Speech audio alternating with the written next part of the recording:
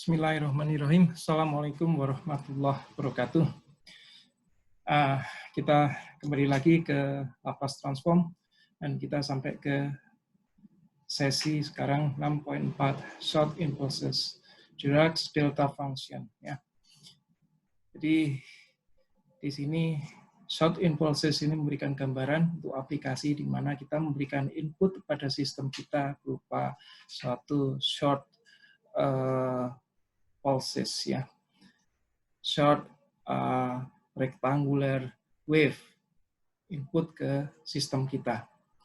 Di gambar di sebelah bawah sini terlihat, ya, sebagai contoh di sini kita memberikan input sebesar selebar, misalnya kita mulai dari T sama dengan A sampai A plus K, ya. Jadi kurang lebih lebarnya adalah K. Dan kita selalu mendefinisikan bahwa luasan atau integral luas dari signal tersebut, artinya adalah power, ya, dari signal input tersebut adalah 1 normalisasinya. Sehingga dibutuhkan di sini ketinggian dari signal tersebut adalah 1/K, ya.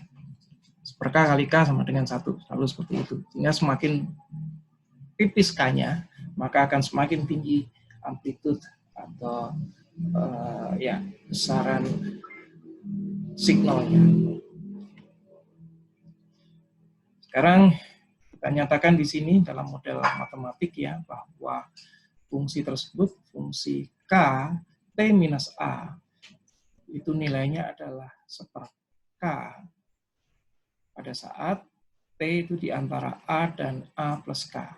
Jadi intinya kalau K-nya semakin mengecil, maka amplitude atau besaran dari magnitude dari signal tersebut itu akan semakin membesar karena dia adalah 1/K, ya.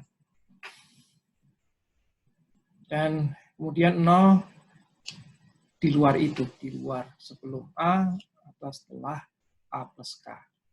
Seperti yang ada di gambar bawah ini. Dan yang perlu kita ini kan sesuatu yang menarik di sini bahwa kita akan selalu, ini biasanya kita sebut sebagai integral energi dari signal tersebut, ya, kita nyatakan sebagai IK itu adalah integral dari signal tersebut yang dinyatakan sebagai FK T minus A dt, kita integralkan dari batasan waktu 0 sampai tidak berhingga. Hanya kita ingat bahwa nilai dari fungsi itu adalah pada saat hanya akan mempunyai nilai pada saat antara A dan A plus K. Sehingga di luar itu, sebelumnya, sebelum A atau sesudah A plus K, nilainya adalah 0. Sehingga kita mengubah batasan integralnya dari A ke A plus K, di mana amplitude atau magnitude dari si pulse tersebut yaitu 1/K dikalikan dt. Kalau kita integralkan, maka hasilnya adalah K/K sama dengan 1. Ya. Nah, sekarang ini yang membedakan. Kalau FK T minus A itu besarnya adalah, amplitudenya adalah 1/K. Kalau di sini kita kasih definisi 1/K kan. Tapi kalau limitnya K mendekati 0, maka amplitude dari delta T minus A ini adalah 1/K atau tidak berhingga. Jadi sangat lebar. Itu yang disebut sebagai definisi dari Dirac delta function atau unit impulse function. Jadi kita akan melihat fungsinya pada saat kita menganalisa jika kita memberikan suatu pulse atau suatu sistem, apa yang menjadi respon dari sistem tersebut. Baik, kita lihat di sini. Seperti yang sudah saya jelaskan, delta T minus A, dia akan mempunyai nilai tidak berhingga pada saat T sama dengan A saja. Di luar itu, dia nilainya adalah 0. Jadi kalau kita integralkan, sama. Ya, dia nilainya akan sama dengan 1. Dan yang menarik lagi di sini, sebagai shifting property dari delta T minus A,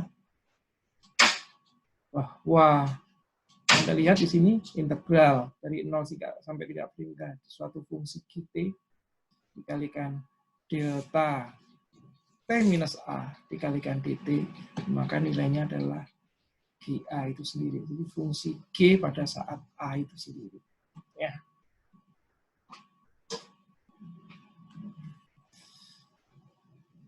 Nah, sekarang bagaimana kita melaplace transformkan suatu fungsi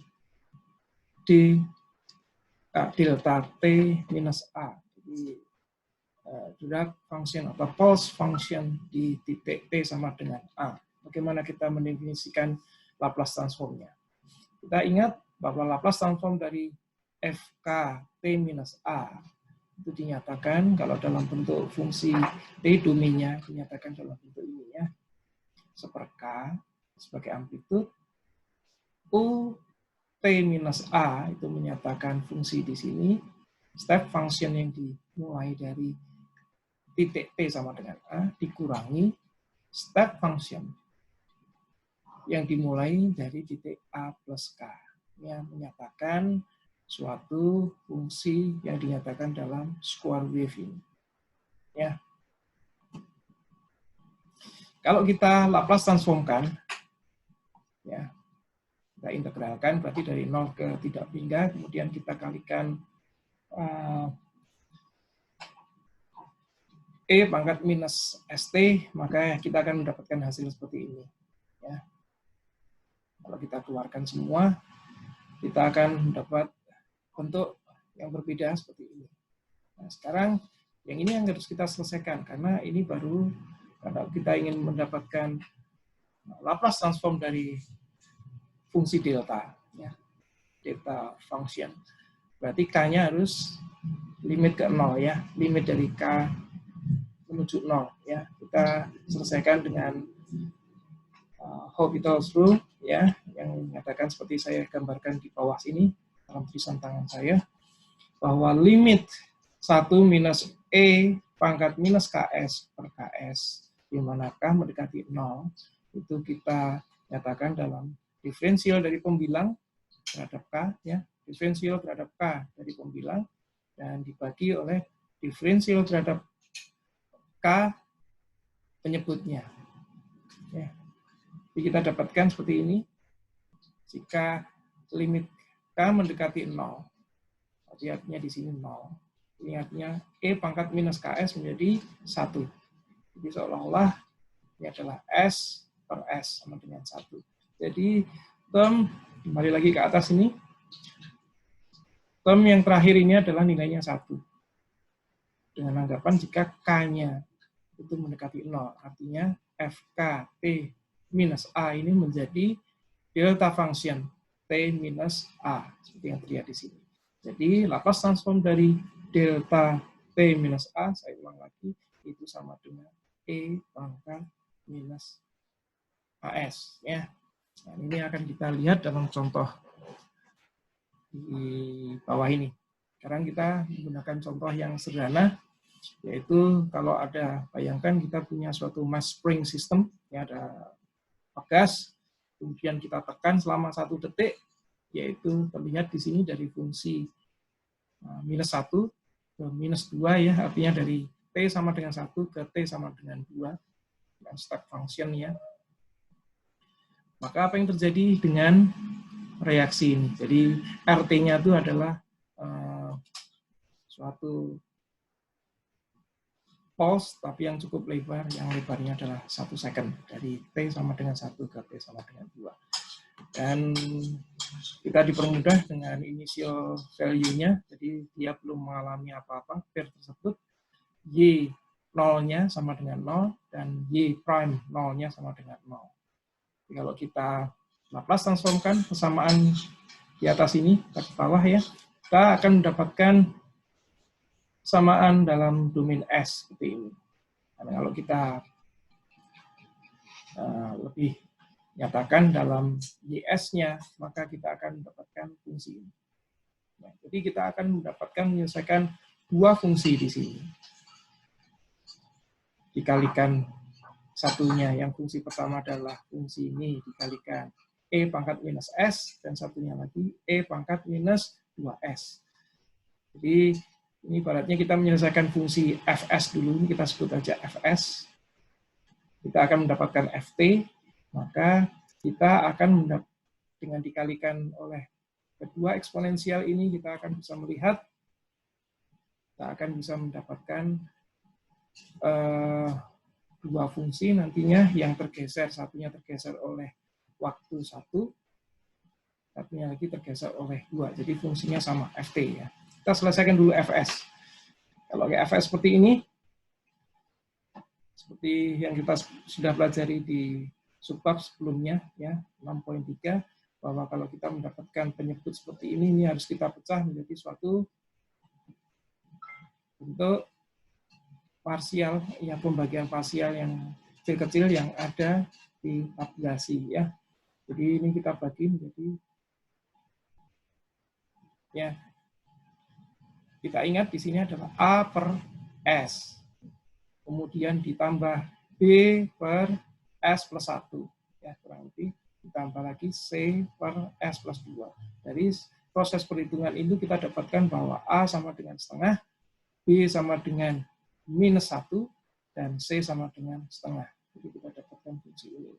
Ini menyatakan bahwa kalau kita inverse Laplace-kan, maka Ft adalah bentuknya seperti ini. Nah, sekarang tinggal kita mengingat bahwa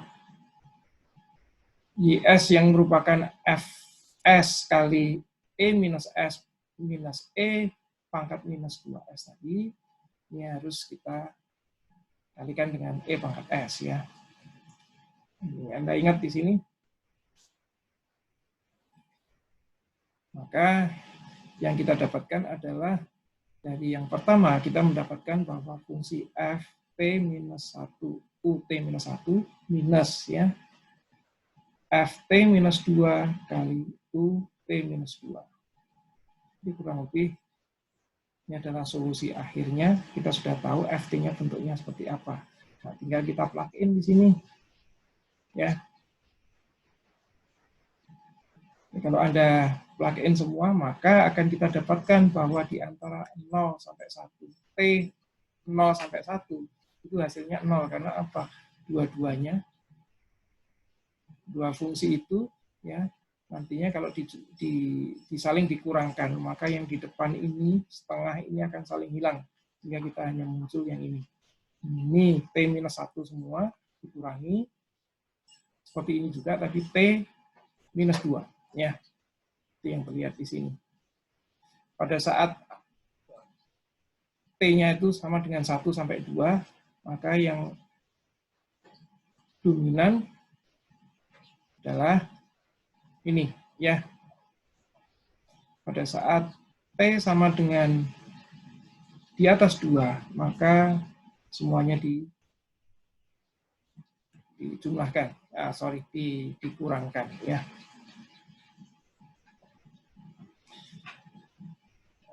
Maaf, 0 yang ada di atas ini bukan karena ininya tadi, ya. 0 itu karena dia memang belum ada nilainya, ya. Ya, karena semuanya dikalikan T minus 1 dan T minus 2. Jadi memang belum ada nilai antara 0 ke 1. Ya.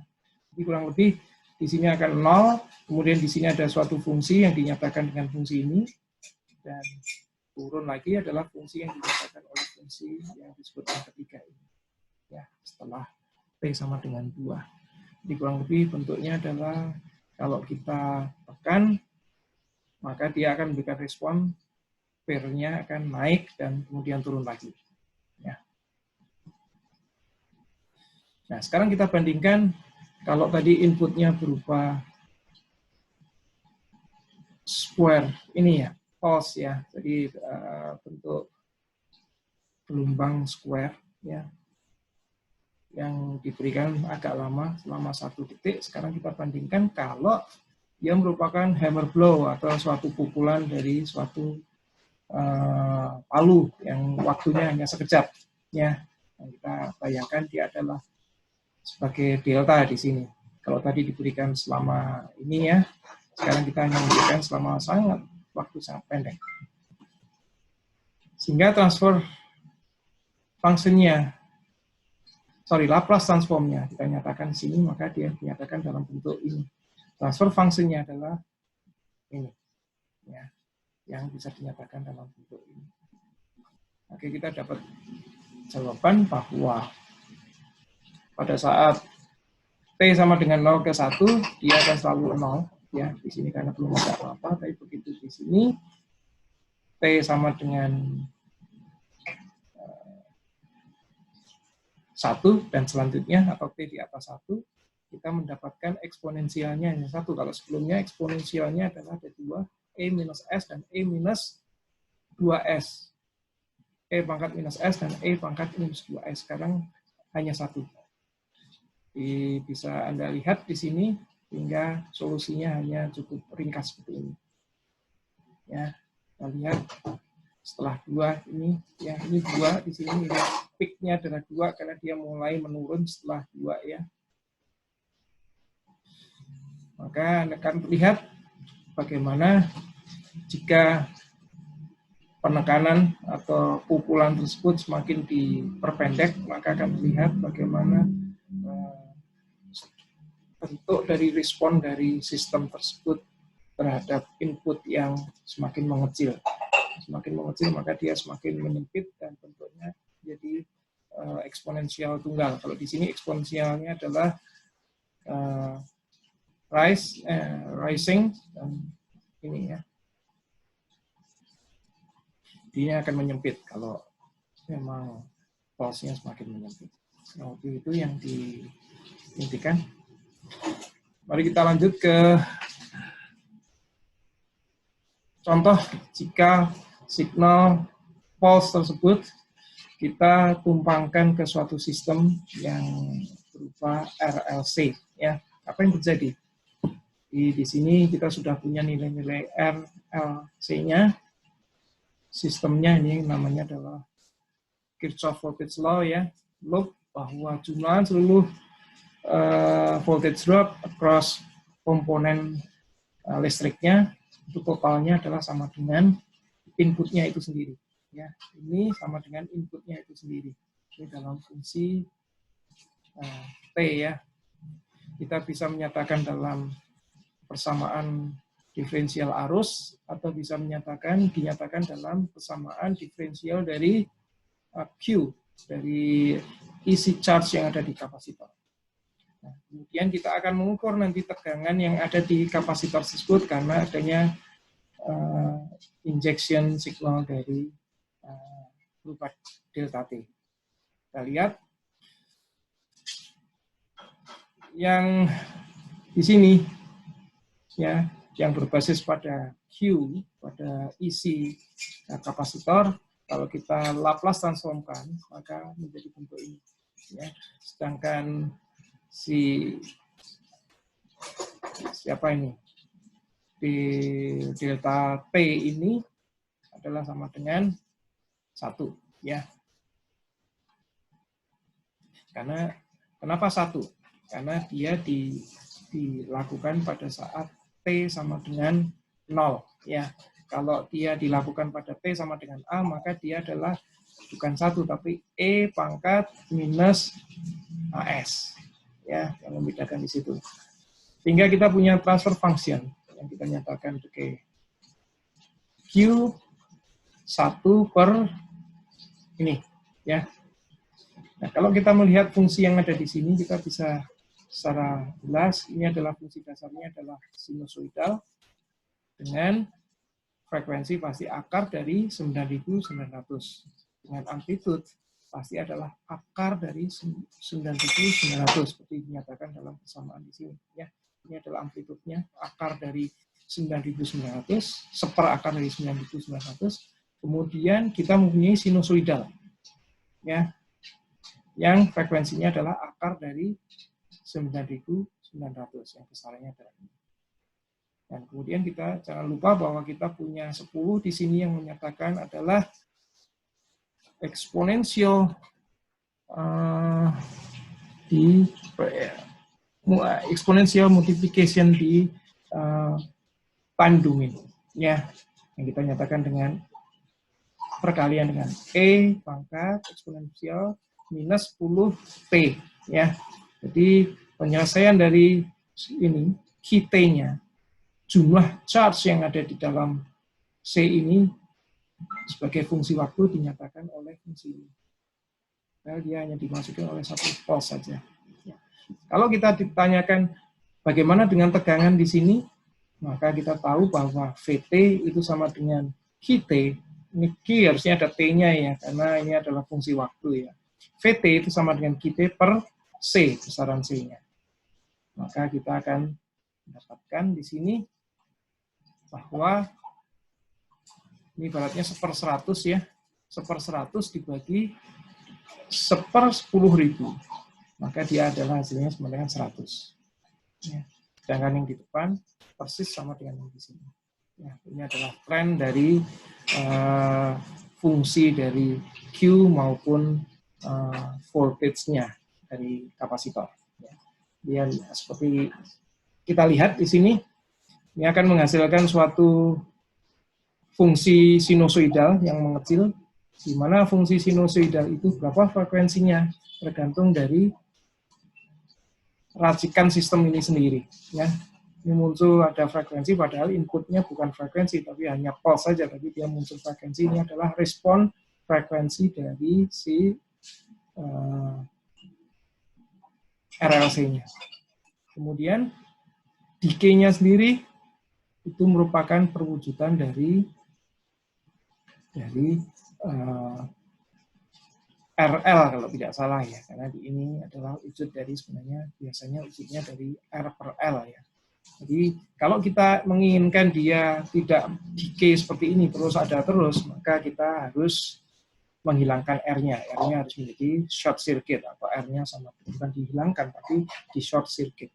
Jadi kalau rangkaian itu isinya hanya LC saja, maka dengan satu pulse ia akan menghasilkan sinusoidal yang nggak ada berhentinya. Itu yang ada di contoh-contoh oscillator. Ya. Jadi R itu sebenarnya adalah braking system yang memungkinkan, yang menyebabkan suatu proses osilasi itu mengecil. Selanjutnya, kita mencoba kalau inputnya RT ini adalah merupakan suatu sinusoidal function, fungsi sinusoidal. Ya. Kita lihat di sini, jadi kurang lebih fungsi sistemnya adalah second order ordinary differential equation, sistem RLC ini kalau dalam contoh listrik ya. Hanya inputnya ini merupakan sinusoidal yang dibatasi dari waktu T sama dengan 0 sampai ke T sama dengan V. Ya. Dan setelah itu, setelah T lebih besar daripada V, maka nilai dari RT-nya adalah sama dengan 0. Maka sistem tersebut kita jabarkan, ya. Dan kalau kita lihat di sini, yang saya kotakin kotak merah ini adalah initial value-nya. Kita jangan mengharap initial value selalu sama dengan 0, bisa tergantung dari kondisinya masing-masing. Di sini Y0 sama dengan 1 dan Y prime 0 sama dengan minus 5. Ini tergantung dari kondisinya masing-masing. Ya. Nah, kalau kita turunkan, kita Laplace transformkan, maka kita akan mendapatkan fungsi seperti ini. Sebelah kiri, yang di sebelah kanan adalah fungsi ini, di mana 1 minus E pangkat minus PS itu menunjukkan untuk apa namanya, bentuk signal kotak filter waktu dari titik 0 sampai titik T sama dengan P. Ya. Jadi T sama dengan 0 ditunjukkan oleh 1 atau I pangkat minus 0S dikurangi di sini E pangkat minus PS. Ya. Sehingga kita bisa mendapatkan fungsi di sini, kita lihat sebentar, kita gabungkan di sini, maka Y ya, karena sebagian Y-nya itu ada yang dibuang ke sini ya. Jadi Y yang di sini ya, ini kita buang ke kanan sana ya, menjadi ini. Suku pertama mirip dengan suku kedua, yang membedakan hanya ini, dan mereka dihubungkan dengan minus di sini ya, karena saling mengkompensasi, karena bentuknya adalah kotak ini ya, di kotak. Nah, sekarang kita harus menyelesaikan last fraction, jadi yang paling belakang sendiri yang kita selesaikan. Itu kurang lebih solusinya adalah ini. Kenapa seperti itu? Sebagai PR ya. Nah, kita sekarang menyelesaikan yang kedua. Jadi kita selesaikan ini dulu. Baik. Term pertama atau suku pertama dinyatakan oleh persamaan ini ya. Dan kita selalu ingat bahwa penyebut harus kita pecah sehingga menjadi suatu persamaan yang available di tabel Laplace transform ya. Jadi Anda perlu ingat bahwa kalau di sini ada order pangkatnya itu adalah 2, yang di atas order pangkatnya harus 2 dikurangi 1, harus 1 lebih rendah daripada penyebutnya. Di pembilang harus 1 lebih rendah dari penyebutnya untuk order S-nya. Jadi di sini ada S kuadrat plus 4, berarti di atas adalah AS plus B. Kalau di bawah sini juga seperti ini, sama ya, suku selanjutnya. Tinggal kita gabungkan, karena kita harus mengembalikan ini, dan total jumlahan ini yang dinyatakan dalam bawah ini, itu harus sama dengan 20. Ya. Nah, sekarang kita menyelesaikannya bagaimana?